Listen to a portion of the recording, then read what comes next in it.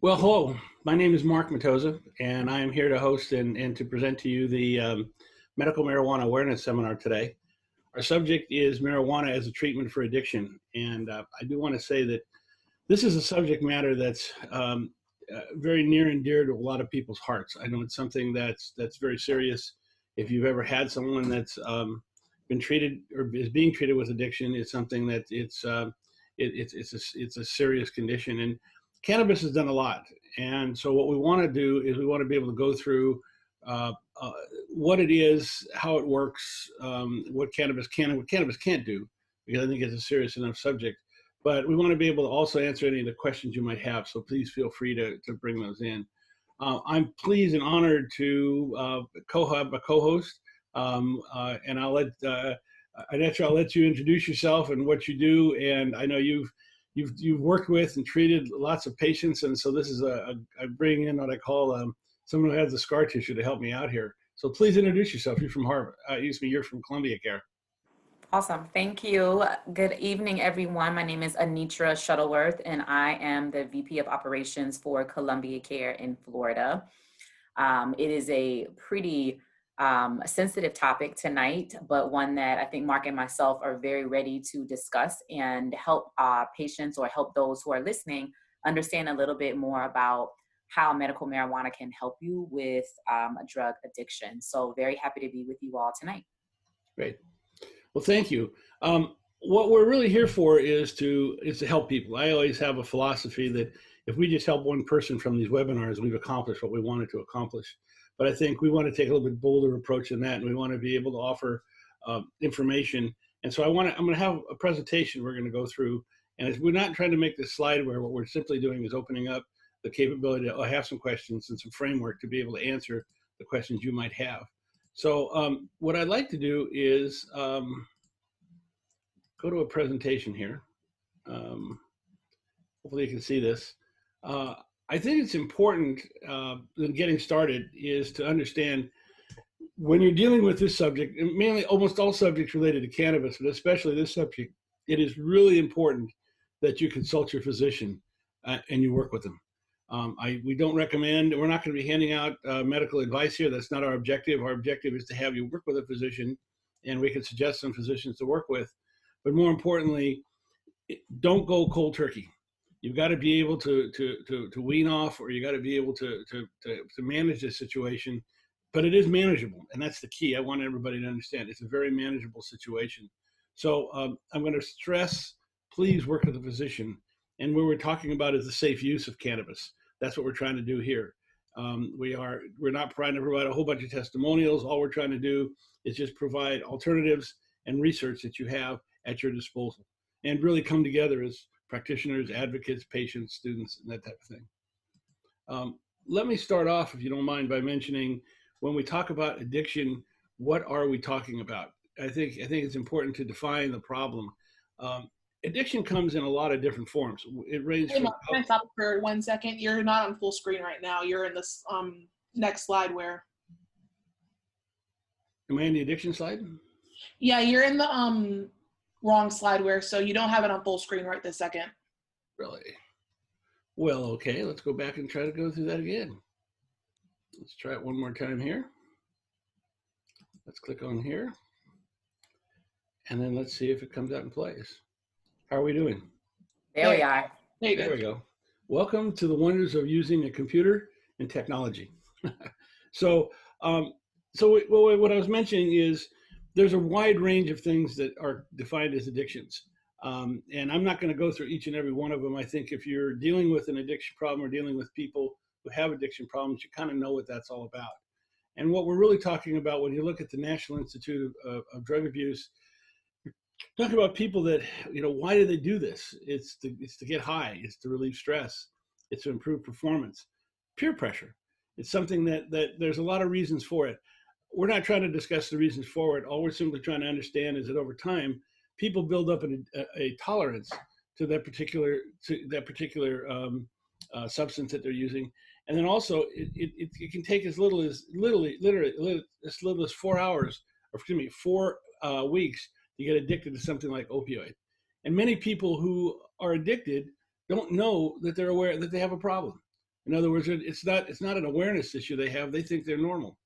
And the interesting thing is, when we go back, we look at the experts. They tell you pain and emotional management are the main reason that people get addicted here in the United States. So it's not something that you should be ashamed of or anything like that. There is solutions, and that's what we're trying to prevent today. There is hopes, and there is a way out, and that's what we're trying to look at over here. What's the problem with it? Well, people have behaviors that can become excessive. People can get high, which causes them not to be their normal self, and particularly causes them their own problems. What's interesting is people start developing cravings for this, and the cravings are something that's very hard to get over. There's something called substance use disorder, which if you're trying to fight addiction, you've run into. It's a SUD. We in the United States right now are focusing where over 130 people a day in the United States die from opioid overdose. That's today. And so this is a very real problem that needs a very real solution, and that's what we're going to be talking about as some options that are out there. Opioids especially, I'm going to target them for a second. In 4 weeks, you can develop an addiction to opioids. A lot of people that I worked with, I came from Silicon Valley, and I had 8 of my employees over a period of time of 18 years die from overdoses. These are not people that were drug addicts in the street. These were vice presidents of corporations. These were engineers. These were people that were professionals who had an automobile accident or had some sort of an accident and literally got addicted in less than 3 months. They were addicted to opioids and had trouble getting off it. So this is something that's really, really important. What's interesting is opioids basically at high levels start providing a positive reinforcement to the brain, and that's where the cravings come into. That if you try to stop it, it really causes a big problem. So this is something that's real, it's something that's recognized. And again, working with a doctor, it's something that can be managed and can be controlled. And I think that's important to understand. Work with a doctor because this can be managed and it can be controlled. I have a video here that I'd like to play. I think this is important. It'll give you kind of some background onto what's going on. There is overwhelming evidence. There is irrefutable evidence that cannabis is safe and effective. Cannabis is the gateway to getting out of opioid abuse. This is not my opinion. This is evidence that cannabis is an effective and safe substitute for pain-relieving drugs like prescription opioid analgesics. My name is Dr. A.D. Till. I am a neuroscientist who has studied the interaction between cannabis and opioids for the last 13 years or so. The most exciting and promising value in medicinal cannabis is the sheer volume of people's lives who will be improved. So we're not just talking about people who will stay alive because they didn't overdose on opioids. We're also talking about all those people who are suffering and there is no alternative and no other drug. And that's the key. A lot of people that we hear about are told there's nothing we can do. We've given you the drugs and you're on your own. And that is a feeling that causes a lot of depression. It causes people to be down. That's the best way of putting it. What's interesting is when it comes to controlling pain, and I'm going to bring up some recent studies. I know there's been a lot of studies over the years, but this one was done in 2018. What they found out was that people that were looking at back, hip, knee, osteoarthritis pain with the VA clinics, what they found out was they had a choice between using opioids or using other drugs. For example, Tylenol and ibuprofen and things like that. And what they found out was there was really no difference, that it really didn't make a lot of difference as far as controlling the pain. It was something that they were getting addicted and they didn't need to get addicted. And that's what's really important. And this was something that's been published in the Journal of American Medicine Association. This is a study that was recently done, that there's a question right now of how much opioids you really need. Now, I'm not trying to open up any controversy. All I'm trying to do is point out that there's some studies that have been going on. In fact, in this case, it was 4 studies that's showing that the efficacy of what I call the pharmaceutical products. What's also interesting is when cannabis is being used in a co-administration with either oxycodone or some other type of painkiller, especially oxycodone, what they found out was that cannabis actually allowed you to use less of the pharma drug to achieve a better result. In other words, you don't need as much of it, and if you don't need as much of it, you can start weaning yourself off of it, getting your dosage levels down to the point where you can potentially, over a period of time, 2 or 3 months to be able to get off it. And that's what's really, really important. And again, this was another study done in 2018 where they're looking at, do you really need to be able to stay on the oxy? And the answer is no. There is a way of bringing in half of the amount of oxy and also being able to use some cannabis to lower the pain threshold that's out there.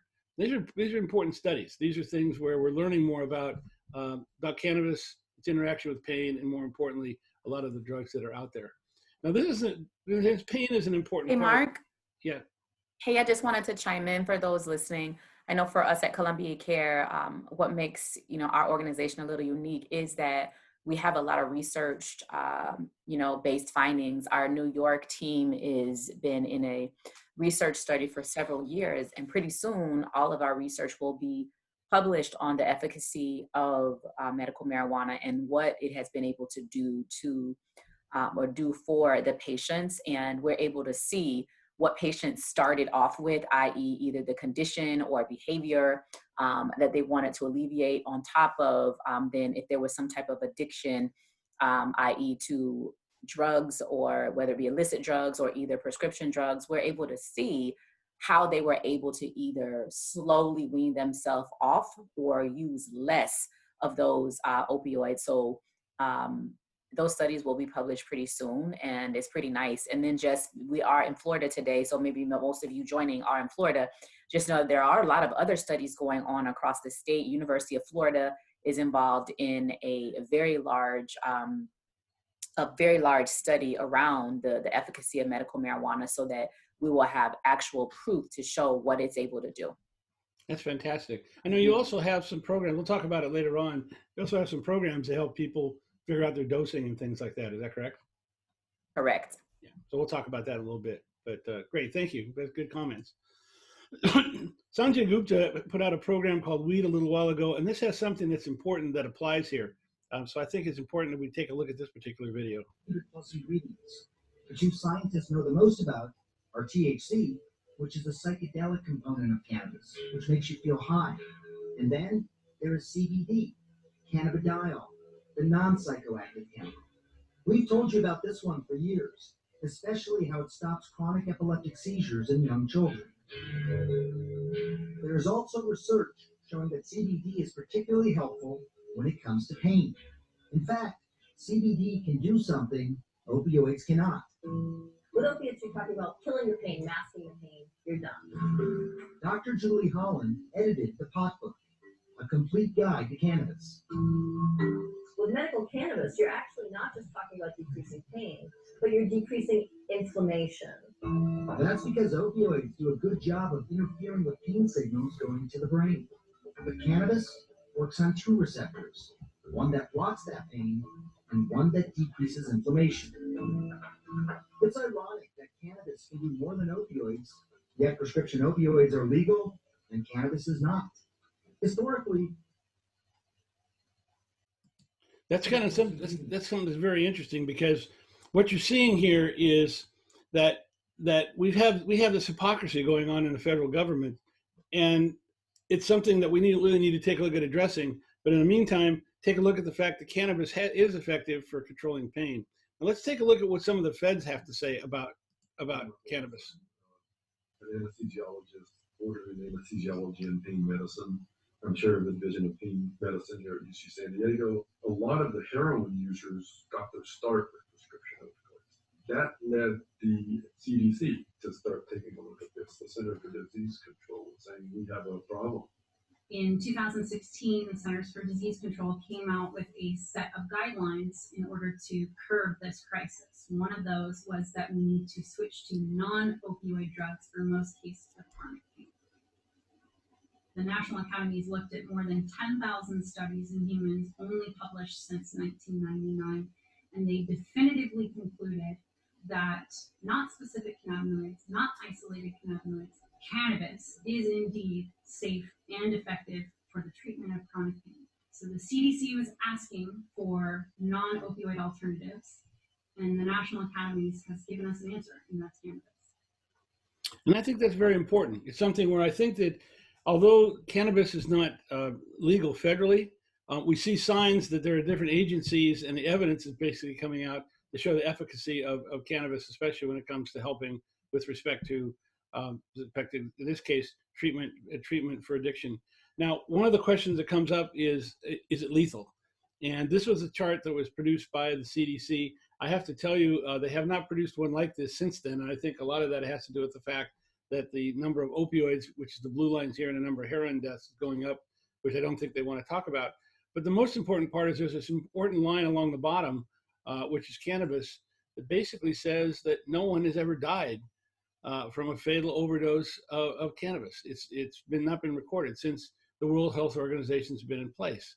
And that's really important because by a lot of measures, it's a lot more safe than a lot of the drugs that are out there. And this chart on the right-hand side is one I find very interesting.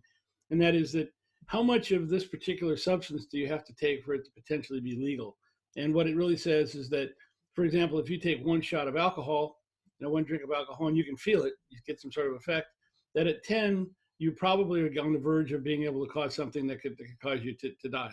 So it really depends a lot on your body and how your reaction to it.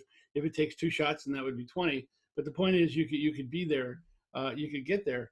Notice cannabis, marijuana, is way up here. What's really fascinating is that when the studies were done, 118 cups of coffee a day puts you on the verge of a lethal overdose. If you take a look at 13 shots of alcohol, for example, 6 liters of water. What's interesting is about 4 years ago, they had a member of the CDC was testifying in front of Congress, and they were asked, how much weed do you have to take in order for it to be lethal? And they said, you can't. It's not been recorded. We don't know. You can't be. And the senator was pressing him, and jokingly, he turned around and said, you have to eat 1,500 pounds of cannabis in 15 minutes for it to be lethal. And this was more of a joke than anything else. I think if you ate 1,500 pounds of anything, it would be lethal. But this got quoted in a lot of the press, and of course the legal press, politics got involved. But the point is that even though a lot of people may want to be able to head down in that direction, it's not something that's going to hurt you. And we'll explain that in just a moment. But it's something that if you're looking at cannabis as an alternative, I think it's important to do that, because what you're taking right now has lethal side effects. And I think that's one of the reasons why you're here, is you're trying to look at the options to get off of that. Now, why does cannabis work? A lot of you hear about it. The question is, why does it work? What's the deal? Well, you heard there's an endocannabinoid system. Whether you've heard about it or not, it exists in your body. It's something that is parallel to your nervous system. And what the endocannabinoid system is a set of receptors that are throughout your body. There are CB1 receptors and there are CB2 receptors. And these receptors help your body control itself. Fundamentally, what the endocannabinoid system does is it controls your pain, it controls your mood, controls your memory, controls inflammation, your immune system. This is how your body basically controls itself. And what they have found through studies is that CBD, THC, CBN work like a lock and key with these receptors to be able to help your body control itself as it goes forward. Specifically, if you take a look at what CB1 receptors do, they're located in the brain and the central nervous system. If you take a look at the CB2 receptors, they're mainly located in a lot of your organs. But both of them together help your body be able to regulate and be able to manage itself. How does it do that? Well, how it does that is because your nervous system, your nerves, will tell your body and your brain that you have a problem. That could be a problem of pain, it could be inflammation, it could be a whole number of things from a whole number of different conditions. What your body then does is your body then produces endocannabinoids that it then sends throughout your body to address that particular situation. Now, if your body's not producing enough endocannabinoids, and let me be very specific, in my particular case, I'm a senior citizen. My body is not producing enough endocannabinoids to address things like pain and inflammation that it should be. So if I can supplement that with phytoendocannabinoids, which are plant-derived products, this is where your buds, your tinctures, your extracts, everything come into play, then it's getting the right amount of fuel to be able to address that particular problem. And I should point out that there are also synthetic cannabinoids that are being built. One that's popular in the market, has been for a while, is one called Marinol. The problem with synthetics is they're primarily only THC, although there are some hybrids being developed. But you have to be very careful about their use. Do not even look at those or work with them unless you're under the doctor's care. okay, very seriously. I'm pointing them out because you may hear about them, and everybody's gonna say, "Oh, that's cannabis." Well, that's synthetic cannabis. And my personal opinion is, I haven't seen anybody be able to duplicate an apple or an orange, okay, or things like that. So synthetic cannabises aren't the real deal. They are chemical treatments, which get you back into the pharma problem, which get you back into the addiction areas. So I'm just saying, take a look at the plant-based stuff. Stay away from the synthetic stuff. But anyway, the point is that your body says, I have a problem. It starts producing endocannabinoids, and those endocannabinoids will go out and they'll help you with appetite, pain, pleasure, sensation, mood. That's how your body works. To make it real simple, understand that you have your brain says you have an issue. You also have in your body potentially some cannabis that you've been able to introduce.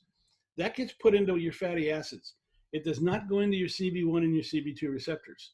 There's a lot of people that perceive that it does, but it really doesn't. Because what happens is your neurons say you have a problem. It then dips into those fatty acids and turns them into long-term chain fatty acids. And those long-chain fatty acids then get into your bloodstream, and it's sent by your brain. It's sent to that part of your body that needs those endocannabinoids to treat itself. Again, that could be pain, that could be inflammation, that could be a lot of things. This slide is important for two reasons. Number one, this explains why no one has died from using cannabis. Because what happens is it's not a foreign substance.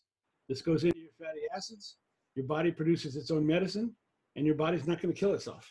In other words, you're not introducing anything foreign or strange that's in there. This is your own body producing your own medicine. And this also explains something else about cannabis that's important, and that's called the entourage effect. You've heard of people saying, I've taken cannabis for one thing, and what ends up happening is it treats another. My mother was treating herself, or still is treating herself, for breast cancer, and she's in remission right now. But when she started taking cannabis, she went to the doctor for glaucoma, and the glaucoma was gone. And the doctor said, what's going on? And she explained she was taking medical cannabis.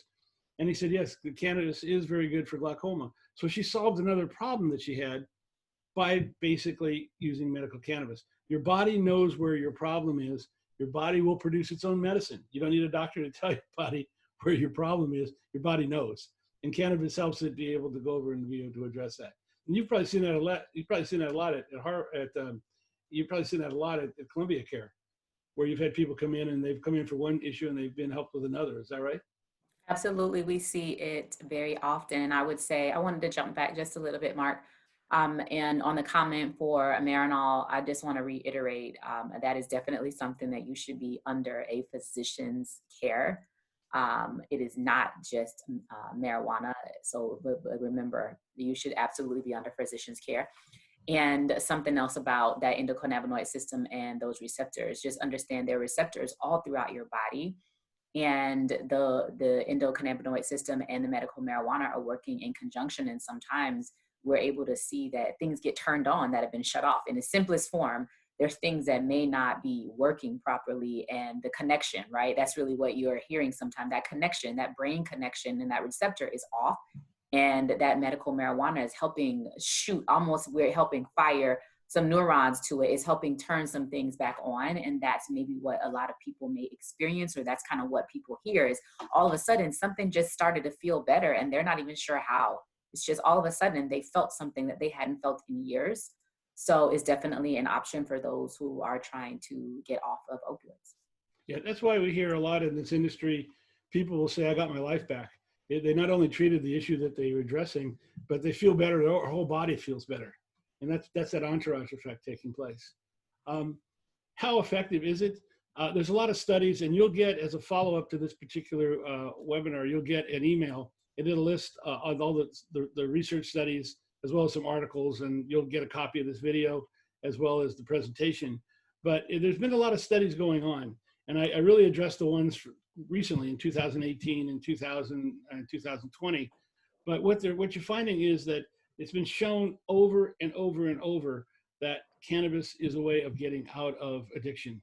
And also the one study that was interested in 2013 is a lot of researchers found out that if you take a case like PTSS, that a lot of that happens because of a deficiency in the endocannabinoid system. And this is where cannabis, using medical marijuana, can basically provide the gas in the gas tank that your body needs to be able to address itself. And that's kind of the bottom line of what that's all about. Tell me a little bit about cannabis. What is it? It's broken down into CBD and THC. Tell me a little bit about it. Next, you want to take that? Yep, I'll take that. I'll go ahead and take that. So for everybody listening, I know it's funny, I see a few names today that I saw the last time. So welcome back for a few of you, and some of you are new. So something to share, when we start talking about cannabis and marijuana, you all will see another slide, but what makes it marijuana is the THC content. That is the psychoactive effects that you all would hear about. And the CBD is found in both hemp and in marijuana. So you will see the term cannabis, and understanding that in cannabis, you have marijuana and then you have hemp. Hemp has no psychoactive effects, and then marijuana has psychoactive effects, but you also operate with CBD and THC. Okay. Yeah, that's what you're saying here. And I'm going to go back to that famous slide. This is the CBD wheel, where if you take a look at cannabis, and you take a look at CBD and hemp, the ones on the left are your CBD products, the medical properties, and then of course you see the pie chart that has the THC properties. And for everybody who is listening, again, the CBD wheel, these are things that in general, this is what people can experience with, that type of THC or that version of CBD. But it's so individualized, and you'd be just surprised that it can work very differently in everyone's body, and everybody feels something different. Everybody finds some different result. But this slide that you see, this wheel, is in general. This is what each of those CBD versus THC version is helpful for. Yeah, it's important to point out that if you look at CBD, the number of medical properties in cannabis-based CBD is 108 medical properties. If you take a look at adding it to THC and CBD together, there's over 450 medical properties to using cannabis. And a lot of them, 1 and 1 is 3. So for example, if you look at pain relief, you have some delta 8 over here, you have some delta 9, and it also works over here with your CBGAs and that type of thing. So there's synergistic effects, where 1 and 1 is essentially 3. That's why medical cannabis is a lot more effective than just hemp. And I'm not saying hemp isn't effective, it is. It just doesn't have all the medical properties. But I also think the other side of it too is that a lot of people perceive that cannabis is only one thing. As we'll get back in the next slide, you'll be able to see a lot of companies, again, like Columbia Care, have been able to isolate and have strains and have different types of products that target the particular condition that you may be looking at, whether that's pain, appetite suppression, anxiety, stress, whatever is there. You want to go over this one? Anything else you want to add here? No, nothing else to add. Although, you know what, I guess I'll add just a little bit more, because most people on the call, you hear a lot about, the sativa versus indica. And, years back, that used to be something that was very popular, and clearly we all still use it today. Florida is a market that is not as mature of a market. We are only maybe 5 years in, 4 years in. In other markets, you will see that this term sativa and indica is not as popular. It's really gone away, and it's a lot more about terpene profiles, and we're going to get to that in a second. But those are what is really important when you start talking about what works best for you. How do you feel? Because the breeders who grow, the seeds, or the breeders who mix seeds together, they're really trying to get the best strain. They're trying to get a terpene profile and not necessarily an indica or sativa. So this diagram around even how they look isn't even as relevant in today's world. And, Marc and I, and we talked about this the last time, I think this is probably going to go away pretty soon. And it's really going to be about how do we segment out and how do we share the terpene profile, because each terpene really does elicit a different response in the body. And some of them don't work for some people. So when you start to think about plants and, the different strains, that terpene profile is really critical. But this is what true sativas, they grow taller, they're longer leaves, versus the indicas are shorter in stature. They are usually a little bit more associated, especially the sativas are usually more associated with more of a headspace, and that indica is usually associated with a little bit more active individual. So, but it's a little different today. So we'll talk about that soon. Yeah, I think when I got involved in the industry 6 years ago, everybody was talking sativa and indica. Okay, and then what's happened is, especially here in Florida, the concept of cannabinoids comes into place and terpenes, which is what you were mentioning. What they've been able to do is they've been able to take that CBD wheel and those components that are in there, and they've been able to, I'll use the word isolate them and put them into a form where you can actually put them into a product that addresses that particular condition, and especially when you put it together with the terpenes. I'm gonna let you explain this a little bit, but before you do that, I want people to understand, when I got involved in medical cannabis about 4 years ago, because I was in an automobile accident, that automobile accident left me with 2 herniated discs in my back and 7 in my neck. I wake up in the morning with a level of pain in my neck of between a 7 and an 8. And that's just, and there's not anything they can do with it. My neck is just at a point where the surgery isn't an option. And when they gave me the pharma drugs, it was to a level where I couldn't function as a human being. That's why I turned to medical cannabis. Now, when I first got into medical cannabis, I went into the dispensary my first trip, and they looked at my recommendation from the doctor and they said, here's what we recommend. And when you walk into a dispensary, I can tell you, look at behind me, you'll see all the, it's like you wonder how all these products, how do they know what to use? And I wasn't bold enough on my first trip to ask. But when I went back on the subsequent trip, I said, how do you know out of all these products what to use? And they said, it's very simple. Based on the recommendation and based on your condition, we match it to the strains, to the cannabinoids and the terpenes that are best for your particular condition. And kind of the light bulb went on. This is medicine. This is exactly medicine, where they're able to take a look at the cannabis plant, isolate what's good for me. I'm taking that, but I'm not necessarily putting myself into a position where I'm getting high or I can't function. My pain goes away, but I'm able to function. You might want to elaborate on that a little bit. I do. Actually, I wanted to circle back with something too. I was talking really quickly, and I wanted to just circle back on those, on the indica versus sativa. I said something backwards, so I wanted to just rewind a little bit. Those indicas are the ones that are a lot more relaxing, a little bit more of the headspace that people talk about. And that sativa is the one that is a lot more active. So if you need some energizing, those folks who are suffering from depression, they're usually rolling with sativas. Those people who are ADHDers, though ADD, those who need to really relax, they're usually going with those indicas. And then I do want to answer 2 questions though before we got too far, because this one was pertinent. Is it Marinol only available by prescription? Elaine, thank you. Yes, that is absolutely true. It's only available by prescription, but I think for Marc and I, it's important that we always share, even though we know so many things are available by prescription only, we know that there are folks out there who do things that they probably should not. And so we always want to share, only use these things with a doctor's care. Elaine, if you can see me smiling, that is why it is very important. We know a lot of people do things they should not do. So we want to make sure that doesn't happen. And Janelle. And that one, be very, very careful. And I know yes, that it's only available by prescription, but I know that it's available on the street. Yeah, and we deal in a world, and we deal in a world where we know that there are a lot of individuals who have a choice, and they make choices every day around buying something on the street or buying it by prescription, as they should. And so we always want to reiterate to individuals, don't buy things on the street, really follow the process, because there's, number one, there's a lot of safety elements in play there. So we want to make sure that people stay safe and that they use them appropriately. And then Janelle asked the question, can an herbalist get a job in Florida in the medical marijuana market? I just wanted to catch that one really quickly. Janelle, it really depends on the organization.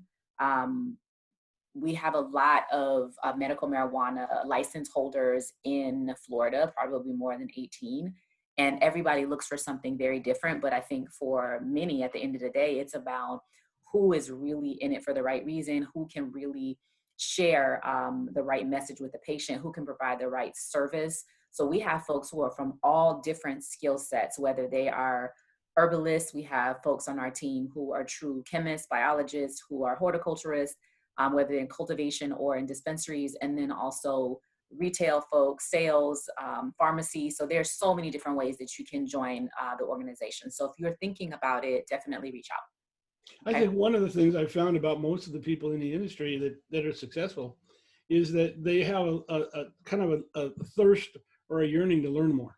Mm-hmm. This is a field that's moving very fast. It's not one that you could, I mean, I came from the high-tech industry, and we jokingly used to say the whole industry changes every 3 to 5 years. You know, if you miss the last one, you'll catch the next one. And it's really true. I was part of the startup team for Netscape And we jokingly, every month the market changed. And I'm saying cannabis is almost that way. There's so many new cannabinoids, there's so many new treatments coming along that it's something that if you want to get into it, you have to have a passion for it, and you have to have a passion to learn. If you do that, I think, and especially if you start with a base of understanding natural products like herbs, I think you have a good chance of being able to do that. Okay. Yeah, and the one thing that we share most is you want to be in it, to Marc's point, really for the right reason, and understand that when you're in this industry, you are here to help people. And, you know, oftentimes folks can look at it and think, man, this is a fast-paced industry, it's growing, it's appealing, it's intriguing, and all those things are true. But remember that we are an extension, especially in, you know, medical marijuana physicians, medical marijuana activist groups, medical marijuana treatment centers, meaning license holders who own dispensaries and cultivation centers. We are here as an extension, especially in Florida, as someone's healthcare.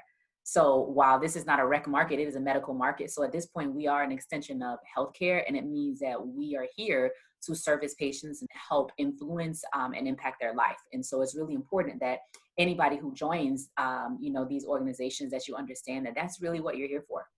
Yeah, and I shouldn't say a lot, but I do some work with some of the rec markets, and they're yearning for medical marijuana information because there's this perception that, well, I'll just smoke a joint and it'll take care of my problem. And I guess that's like saying I'm going to go to a party and just take 151 Bacardi and take it straight. Yeah, it solves the problem, but in my particular case, I want to be able to function during the day, and so medical marijuana helps me address my pain and the inflammation in my body without being high. And I think that's what's really important. It's something that really, and that's where again, the cannabinoids, like what you've done at Columbia Care, isolating and understanding how they affect people. Go in when you get your medical marijuana card, go in to the dispensary, talk to the person behind the counter, the bud tender, and ask them about what products they have and why. Because they'll walk you through the terpenes and the different strains that are there. That's what's important, because every person's body is different. When you saw that slide where your body produces the endocannabinoids for your particular condition, it's not like take two aspirin and call me in the morning. This is something where we do what they call go low and go slow. So we start with a 1-to-1, for example, and take some small doses to see how people react to it. But some people, after a week or two, it doesn't work, so they stop. And that's exactly the wrong thing to do. Sit down and talk to your dispensary, tell them what they're doing, talk to your doctor, okay? Your doctor will actually recommend the changes that you need, the changes in your dosing to be able to get it right. I've gone through quite a few changes in my dosing, not only because of my back operation, but I also had a knee operation, and I needed to address that. And we adjusted the dosing for that and get it right. It does take anywhere between a month to 2 months to potentially get it done. But when you do it, you get your life back. It's well beyond whatever you think is out there. And especially when you're trying to treat a condition where you're trying to get off of these the addictions, it allows you to be able to get your life back, but be able to address whatever the situation is that got you into that addiction. Let's talk a little bit about terpenes, because that's really the key to make the whole thing happen. Terpenes are very interesting. In essence, they're the gas in the gas tank of the cannabis. You want to address that? Here we go. Let me unmute myself. Thank you. Yes. And so for everybody listening, this is kind of in conjunction with that conversation around indica versus sativa and us really looking for the terpene profile. It's really important because some terpenes are known to help different types of I'm going to call it ailments or symptoms of things you may be struggling with. If there's pain, or if there's relaxation needed, if there's anxiety that you have, if there's depression, some of these terpenes are ones that have a little bit better effect. For example, the LINALOOL, it's lavender. It's known to be a little bit more relaxing, help those with anti-anxiety versus, let's say, LIMONENE, who is a little bit more around anti-inflammatory, antidepressants, and you can see those right there with the lemons. It's citrusy, but it's interesting because not only do these have those properties, but some of them just naturally, the way they work with your body. For example, limonene or the ocimene, they are a little bit more citrusy in nature. So for example, if you're allergic to lemons or allergic to oranges or grapefruit, those may not be something you want to take because they just don't work with your senses, right? They don't work as well in your body. So it's really important to know a little bit about the terpene profiles. And the ones that are actively occurring in almost every plant. So like myrcene at the bottom here. This is found in almost all cannabis plants. It's one of the most active terpenes. And then the rest of these, and there's so many more. This is just a small list, but there's so many more that you will find as well. But this is really what fuels how cannabis acts in your body. Right, and cannabis tied to the cannabinoids, AKA get you the strains, and that get you with what helps. You know, you mentioned limonene, and that's actually something that is found in a lot of cannabis products. But as you mentioned, helps with anxiety and depression. But you've got to be a little bit careful on certain because it does give more anxiety. Very strong. Yeah, and it's something that's there. It's good for stress relief, for example. A lot of people look at it for pain, and I say that because pain is one of the reasons why people get into the addiction issues that are there. You had mentioned, now pinene is one that's interesting. You want to talk about that one for a second? Yeah, this one, it's interesting because this one, for a lot of people, it's a pretty earthy smell, and hence the name pinene. It can smell literally like pine all the way to a very strong rustic smell. But it is literally typically for individuals who, you all see that right there, counteract some THC effects. Why that's there, for example, if you've had something that may be too strong for you, maybe you've had, a milligram dose that's too strong. Maybe if you had a concentrate that's too strong, something with pinene in it will help level it back down. It will help pull that THC content back down. These are used for pain, anything to do with anxiety. It's a little bit more of an all-arounder, except for those who maybe ADD, ADHD, but this type of terpene profile can be used for a lot of things, but it's very herby in nature. And so, and by nature, I mean in you smelling it's very herbaceous. I'll say that. Right. You mentioned linalool, and this is a very popular one. Yeah, very popular. And any plant that you end up getting that has linalool in it, number one, it's going to smell pretty fragrant. It is a very relaxing. It's very relaxing, and it is. It's relaxing, but it's not so relaxing like some of the other terpenes. This one is one that, even for those who suffer from depression, it allows you to level yourself out and feel good. At least this is what we hear, right? This is what people say. It allows you to feel very relaxed and good, but not so relaxed that those folks who are depressed, who are in depression or depressive states, that it can take you down a little too low. So some of the other ones, they may be too strong. They may take you too low, but linalool is literally more of a very mellow, allows you to feel still alert, feel good, smells good. It's just, it operates in all of your senses and hence mood enhancement.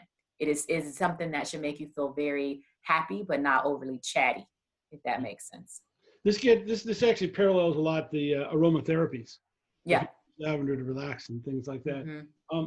Elaine asked a great question, and that question is there any place you can go where you can get a chart with a lot of the terpenes and their properties? I will, as a follow-up to this, send you. You can. I'll send you some links, and if you want to send some, that'd be great as well. Send to me, I'll forward on to her. Yep. And then I can tell you, who got that one? Elaine. I'm trying to search back to the question. Elaine. Who got that one? Elaine or Janelle? Elaine. Elaine, where you also can go as well on Leafly.com, since Leafly is very much a cannabis education source. There's a lot of information there. They actually do have this wheel, a little bit of a wheel of terpenes, but they also have a list of them as well. You can find a lot of information on Leafly.com. Right. That's a good source. It's a very good source. It's a very good source for that. And they kind of break down a lot of these. They try to stay on top of it. There's a lot of research being done in this area. So don't be upset if you hear about a terpene that's not on the chart, because literally they're discovering new ones every day. And that's important. Let's talk about how you take it. because I think there's a perception that you get a joint and sit on the front porch, and the answer is no.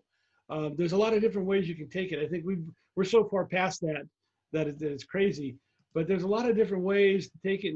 And there's also, you have to be careful about how you use it in the dosing. So why don't you address this? Yeah. What's so nice about, especially in a medical market, you get a chance to really understand the different options. And I think for the majority of people, especially who have either never actually been in a dispensary or have not yet decided to have that conversation with a medical marijuana physician or even their regular physician, you know, at this point, the view of most people probably in the world is that marijuana is something you smoke. And that's what most people believe it to be until you really become a patient. Smoking marijuana, albeit it may be very popular in Florida in a medical market, but that is just a drop in the bucket on how many other things that you are able to do and the other forms of cannabis that you're able to use. It's really important that once you decide that medical marijuana is for you and you've spoken to a physician, you have to decide, are you somebody who still works every day? Is it something you need to use during the daytime? Is it something that you need at night? Because there's so many different ways that we can help somebody. We can use multiple mediums or multiple dosing forms to help. So for example, you see there sublingual drops. That means it's something you hold under the tongue. It's discreet. Nobody would ever know that you've used it. You can use it before you go to work. Maybe it's something you take before you go to bed, but it is literally under the tongue. You hold it for about 30 seconds and you don't swallow it. You hold it in the tongue for 30 seconds. You allow it to your body to absorb it.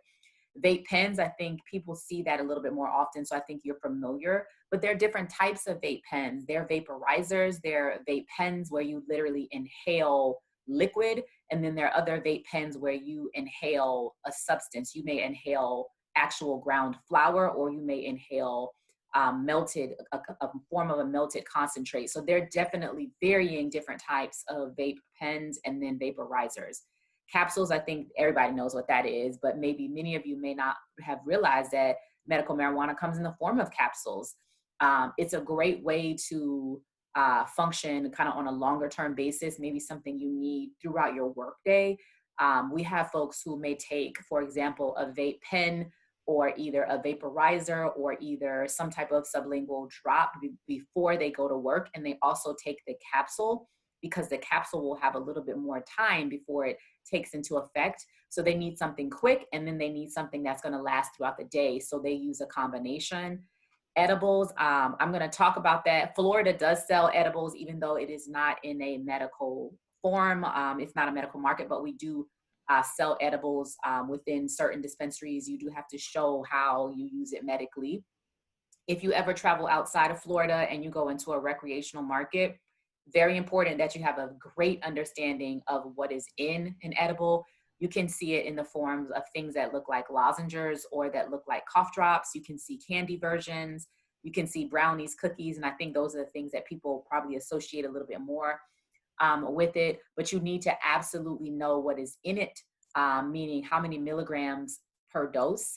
For example, if it's a brownie, you need to know how many milligrams are in it, because you can take too much. And there are still side effects to medical marijuana. We have heard earlier, deaths from marijuana specifically are null, almost none.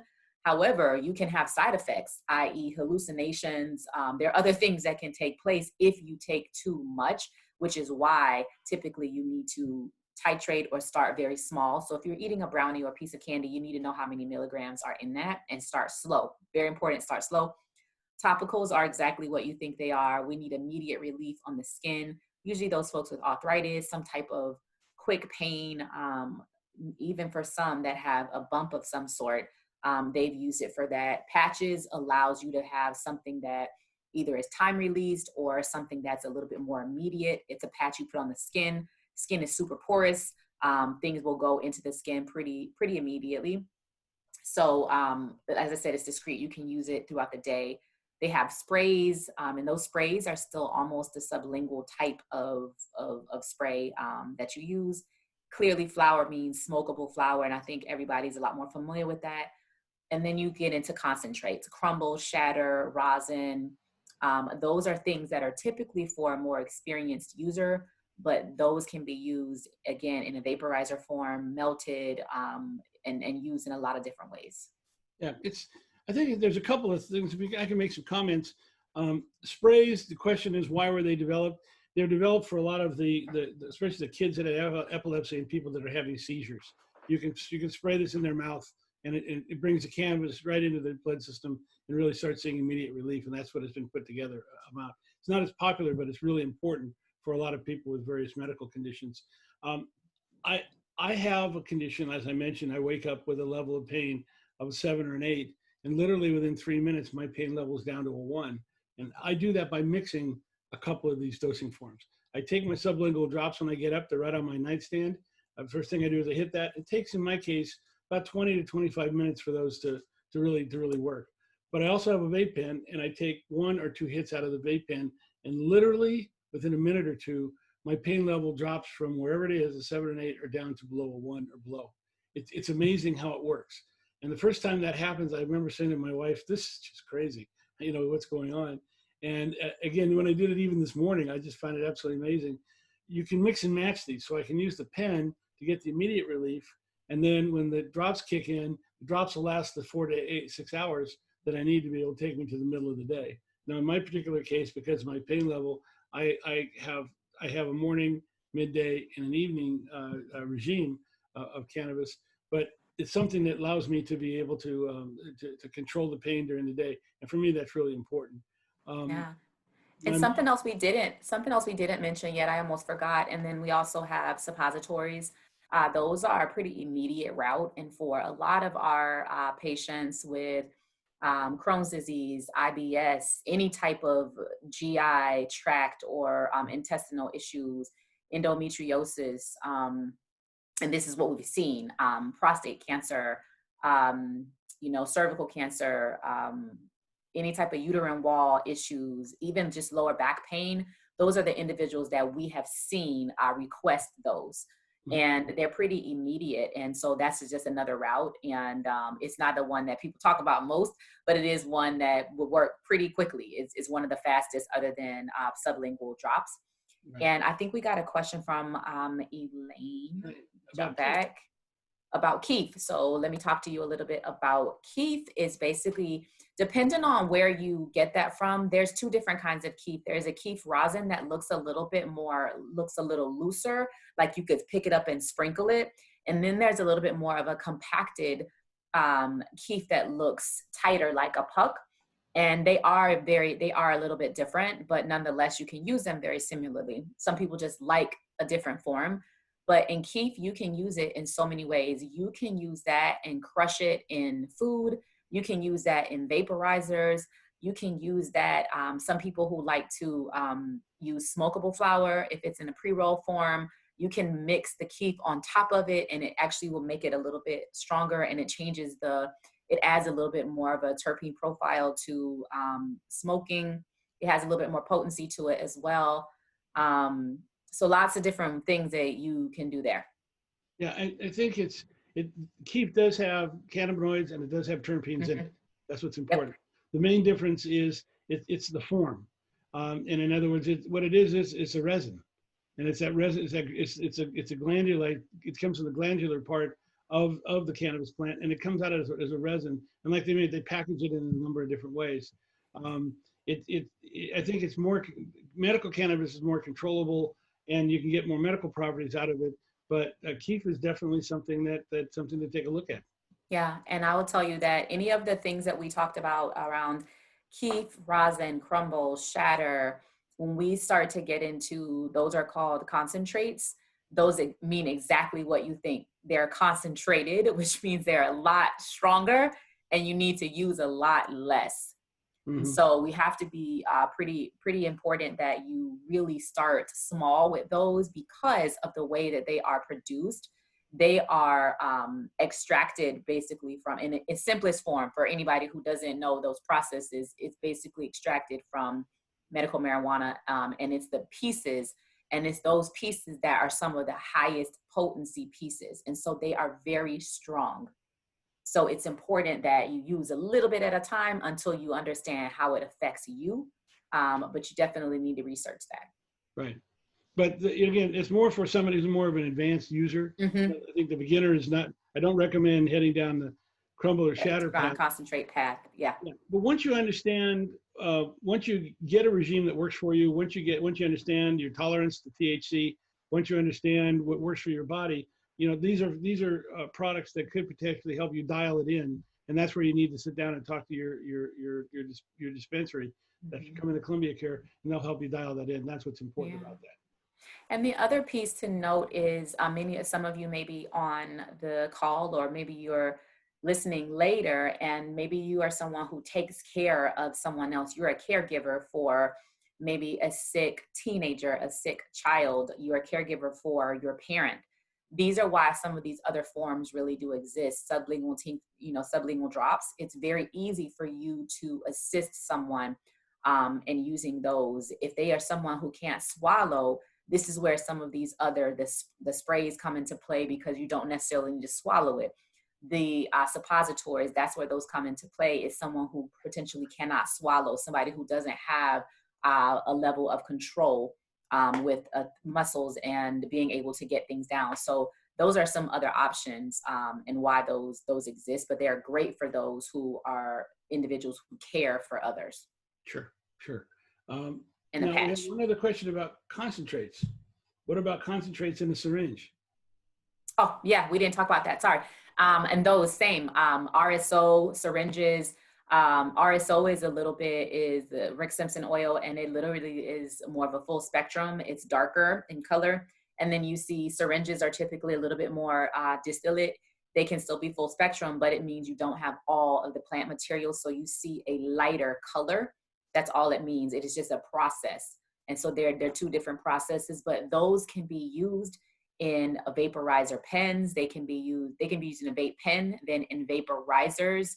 That's usually how those are used, because they're in a liquid form. Right. And then we had Janelle asked a question, and that is, you need a caregiver's licensing in Florida to help a client. You want to answer that? Or answer it? I can answer that. If you are a designated caregiver, yes, you actually have to be someone who is applied with the Department of Health or the medical marijuana, who controls the medical marijuana program or the registry. You must apply as a caregiver for a person, and it means that you must obtain a medical marijuana that lists you as a caregiver for that individual. Yeah, it's a form that you fill out. It costs $75. You apply to the state. It links you to a particular patient or set of patients, I should say. And so the answer is yes. You need to get a caregiver's card. It's not a barrier to entry. It's $75, but you do need to have one. And once you have that card, it gives you the ability to be able to also pick up medication for the patients who maybe can't make it to the dispensaries. Mm-hmm. Okay. And each state, Janelle said, is that each state operates very differently. But in Florida, if you are someone who is designated or wants to be designated or needs to be designated to be the caregiver or the person who goes to pick up and buys, like physically goes in the dispensary, or the person who signs for it if it's delivery, as a caregiver, you must be somebody who has applied for it with your driver's license. And then you sign it, you have a card that expires, just like the person who you're the caregiver for has a card. Sure. Each state is different. Right. So keep the questions coming. Don't stop. Really I am going to. Oh, sorry, let me cut in for a second. Before you guys get too far removed, Sheila was asking if you could show the last two terpene slides. She missed. These two? Yeah, the last two. Mm-hmm. Yeah, linalool and that one here. Yeah, linalool and myrcene. How's that? I don't know if she had any questions or not about those. That's all. And Janelle, you actually do need a driver's license. You need something that says that you are a Florida resident. It doesn't have to be a driver's license, but you have to be a Florida resident.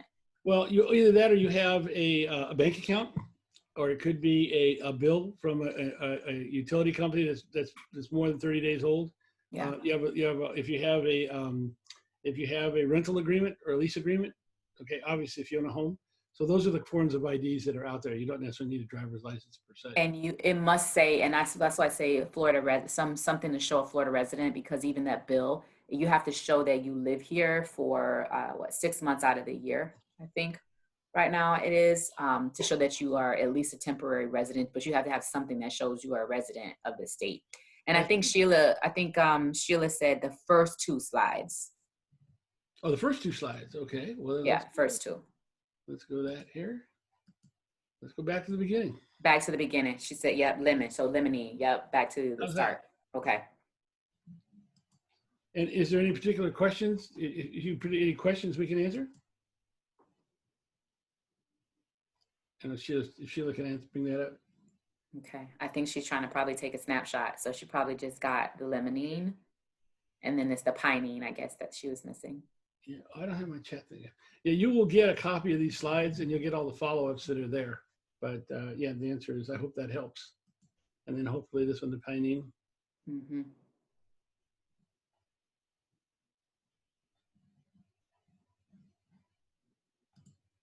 And Janelle, to answer the rest of that question, you said that, you just landed here.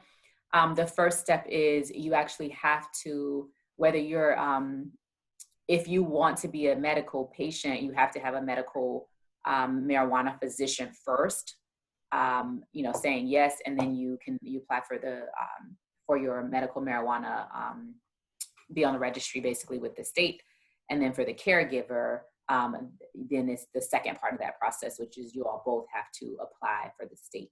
But they also have to have a referral from a medical marijuana physician. Yeah, the medical marijuana physician does not conduct an examination like you normally would see. All he's doing is verifying for the state that you have that medical condition. And he's verifying that you actually have it, and then he places you in the registry. That's what they're all about. They're not trying to diagnose anything. They're not trying to, they're just being what they call they're being the gatekeeper for the state of Florida. They're there to confirm that you actually have a qualifying condition. Mm-hmm. And to help you with how you would dose with the products and which routes are appropriate for you. So routes are, you have sublingual, you have smokable, you have topical, and then you have inhalation. All right, let's see. So we've gone through these. Let's talk about the adverse effects. In other words, so what could happen? In taking medical cannabis, about 1 out of 10 people feel dizzy or they get tired. Notice there's something on here that's very important. No one's died, okay? And no one's become addicted. That's very, very important. What's not on this slide is as important as what's on the slide. And I think that one of the things that's been explained to me is, I know in my case, I went through 25 years of pain. And when my body got out of being painful, it just kind of went, it just kind of relaxed. A lot of the tiredness I get is because I'm not fighting this pain anymore, and I'm able to relax a lot more. It's interesting, my wife, we're celebrating our 13th anniversary next week, she's basically said, you're being able to sleep and being more relaxed now than you were when I first met you, and a lot of that has to do with medical cannabis. My body is, I think, I hate to say it, in better shape than it was 13 years ago, but I shouldn't say that, but it's true. And again, dizziness, that affects it's your tolerance for THC or your tolerance for the drug itself. You want to make some comments on that? Yeah, and that's why it's still so important, everybody, that you start slow and that you operate between your medical marijuana physician and then the team at whatever dispensary you go to. They are there to help you with how to do certain things and talk through what symptoms are we trying to alleviate or what symptoms are we trying to help you mitigate. Right. And that way we'll be able to tell you which products may be the right ones based on the routes that your physician has said yes to, and then how you use them so that these adverse effects don't happen. However, if they do, there are ways that you can work through them. And we always say, if you do feel that something is happening beyond maybe something that you can control, to immediately contact your physician, or in certain states, it may be contacting a poison control, but in Florida, it's not necessarily the case. You contact your physician. Yeah, a lot of people ask me why. Yeah, a lot of people ask me why I work with medical marijuana treatment clinics of Florida, and I work with all physicians. I'm not limited to just them. But why I really like them is because they have a call center. You can call them, you can get help with your dosing, you can get help with your products. You have somebody you can talk to. I know the most frustrating thing is you head into this sea of, you head into the voyage of medical cannabis, and there's no one you can talk to help you guide the way. With the call center, you can, and more importantly, with the dispensary personnel, they can. So between those consultants, you have something that helps you tune this for your particular body. Mm-hmm. So, and there are other side effects. Again, people can get blurry-eyed, they can get gizzy, some people get anxious. It has to do with how much you take and how you build your tolerance to it. And that's why you go low and go slow. But also in going low and go slow, you can make your adjustments to either the quantity or the kind of product that you're using to be able to really target in for what you're doing that's there. So. And also there are times when, for example, someone has bought a tincture, and remember that goes under the tongue. And if you don't let it sit there and you just swallow it, someone may say, oh my God, that didn't do anything for me, right? But it's so important that we do things the right way. So that tincture, you got to hold it under the tongue for at least, 30 seconds, as long as you can actually hold it, so it can actually start to go through, all these membranes and actually start to get into the bloodstream before it goes into your gut, right? Because if you swallow it too quickly, it's really just going into your stomach and it's not doing what you needed it to do. So it's important that when you walk away in a dispensary that you have all of the right directions for how you use any of the products. Cool. Now, I'm going to end the marijuana part. I thought this was an important quote that would be good to wrap things up from a medical standpoint. We'll talk about Columbia Care in a minute. We have thousands of veterans who have used cannabis to get completely off of opiates. We have tens of thousands more who've used it to dramatically decrease the amount of opiates that they take. Cannabis saved my life, and it saved the lives of thousands of other people as well. This gentleman is the head of a group called Buds for Vets. He's out of Washington, D.C., and there's a couple of thousand people part of his organization. But I thought it's important to point out that people are coming forward and saying what it's been able to do, because the other option is not good. The other option is the 131 people that aren't with us, that won't be with us tomorrow. So there are references. I'm not going to go through these. You'll get those as a follow-up. You'll be able to link on those and go to each of these studies. But I just want you to feel comfortable. This is not something we're talking off the cuff. This is something that's been heavily researched, and it's something to take seriously. Now, you had a question. I think Elaine had a question about where is Columbia Care. So I'm going to let you take it from here. All right, perfect. Thank you for asking that, Elaine. These are the locations that we have open today. Everything you see in green, we have 10 locations open right now, and then we have 4 more that will be opening over the next few months. Miami and our Brandon location will open over the next, let's say, 45 to 60 days. We should be able to open those 2 locations, and then our Delray and Longwood locations will open maybe closer to November. But this is where we have location. Elaine, where do you live? Elaine, where do you live? Tallahassee. And you would say you lived in Tallahassee, Elaine. The closest one to you is probably Jacksonville or Gainesville are the closest ones to you. And it's interesting because in our Jacksonville location, we do have a few folks from Tallahassee who come to Jacksonville just to buy things from us. So there are a few who do that. Before we opened our Orlando location, we used to have folks come from Orlando to Gainesville just to get our capsules. So there are definitely things that we have that are a little bit different. And if we go to the next slide, I want to share a little bit more about what may be a little unique about Columbia Care. So first, we have what we call a seed line products, and we have what that really means is a high THC version and a 1-to-1, which is an Ellis seed, and then our Clara seed is our high CBD.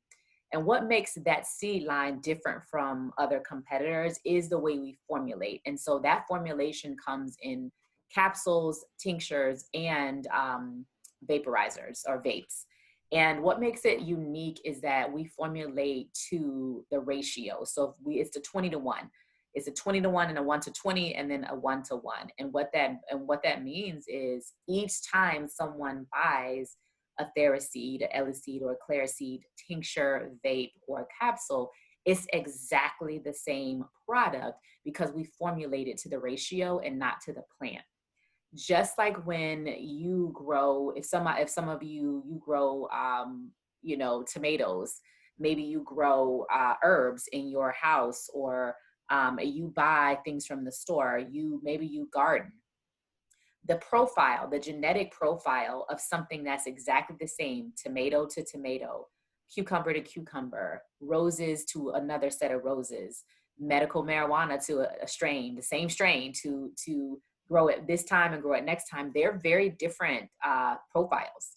And it's important that when people count on us for medical reasons, they need it to be a consistent formulation. They need to know that the formula they bought today is the same one that they're going to buy 3 weeks from now or a month from now. And that's what makes the seed line so special, is that it's formulated exactly the same every single time because we formulate it to the ratio that we're looking for. So you know that it is the same.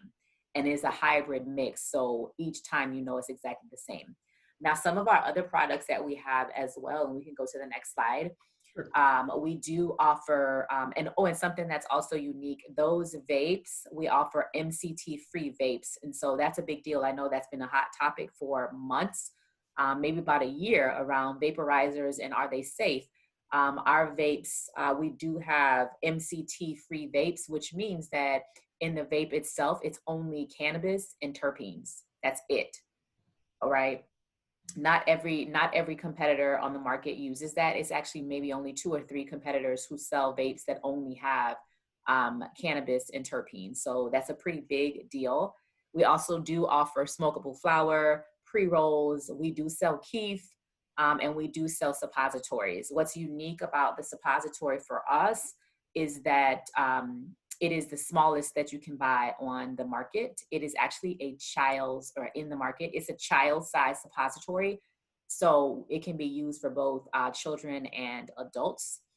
For many of our younger patients or our peds patients, we have another version, which is a CBD or the 1-to-1 suppository. For those patients who have seizures, who can't swallow, who have major neurological issues, that suppository is a great way to help treat some of our more severe peds patients. And then for some of our elderly patients, and as I said, those suppositories for our patients who have all kinds of chronic IBS, illnesses, endometriosis, all of those kinds of things, those are back pain, those are great for those. Right. And additionally, with those vapes, we do offer that distilled version. It's a lighter in color. That's what most people maybe look for. And then we do offer a very full spectrum. It's a darker version of vape. It's more of an earthy, heavier taste, but some people like that. It is the full plant material, and that's what it means. It means nothing is removed. You get the entire full plant material, and then in the other form, you get a little bit more of a cleaner, distilled vape. Cool. Janelle asked a couple questions. What do you tincture in? What is the question? Hold on, let me see. It says, what do you tincture in? What do you tincture in? I think she's referring to how do you use it, which you'd really be able to use the tincture mainly to use it below your tongue.